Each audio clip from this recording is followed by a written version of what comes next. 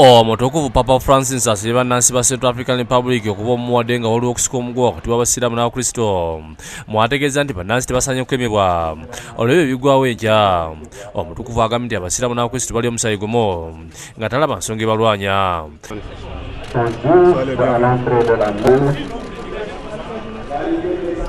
Paapa okwogera bino abadde akyayiddeko omuzikiti ogumu nga ne baafuna obuddamu olw'entalo z'eddiini Bangoye ng'abadde okumala emyaka 3. Abasiraamu abasigala mu kibuga Bangoye bali omutalo gumu n'ekitundu nga bali mu katondo akamanyiddwa nga PK5 olw'okutukulusibwako obulabe era nga bakuumibwa bajaasi abakristo.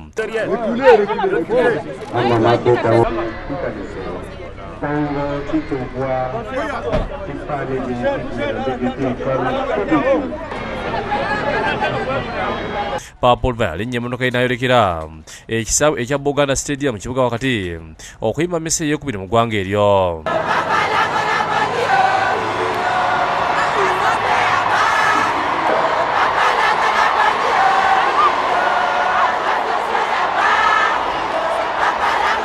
Ekisaawe kikubyeko n'ekibooga nga bannansi mu ggwanga eri bakyanki olw'okulya obubaka obwesuubi okuva omutukuvu.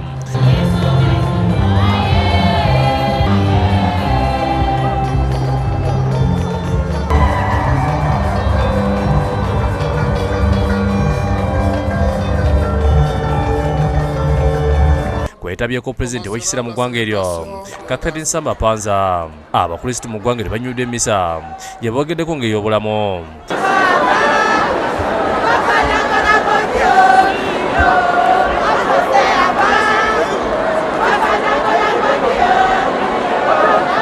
Mu kuyigiriza omutukuvu Paapa essira litadde ku kumalawo enjawukana n'okuba omu ku bakatonda eyatonda aliyo mu katalama nsonga lwaki balwana. Possiamo essere stupiti ascoltando la prima lettura dell'entusiasmo e del dinamismo. Ategeezza nti abantu bazaalibwa nga balina okuba wamu nga n'olwekyo endoza z'ebyobufuzi eddiini n'ebirala tebisaana kubaawula. Che fa brillare nelle nostre famiglie, nelle nostre comunità, malgrado a volte la miseria. Embeera enewaliriza pulezidenti w'ekiseera Samba okusaba Paapa ekisonyiwo olw'okusiseragana mu mawanga okubadde okumala emyaka 2 n'atendezera omutukuvu olw'okukyala mu nsi yaabwe wadde ng'eggwanga si ttebenkevu.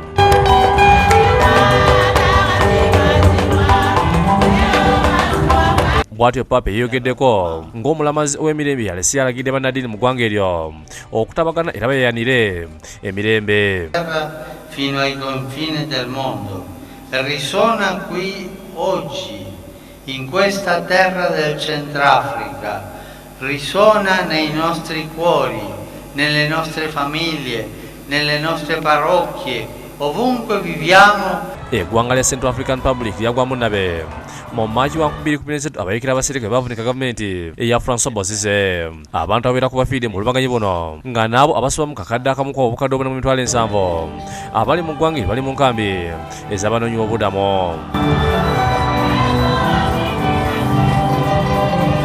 Oluvannyuma omutukuvu Papa Francis alinnya ennyuyi okudde Vatican olw'okukomekeza obugenyi bwe mu Africa kwabaddeko ng'akyalira amawanga 3 okuli Kenya, Uganda ne Central African Republic.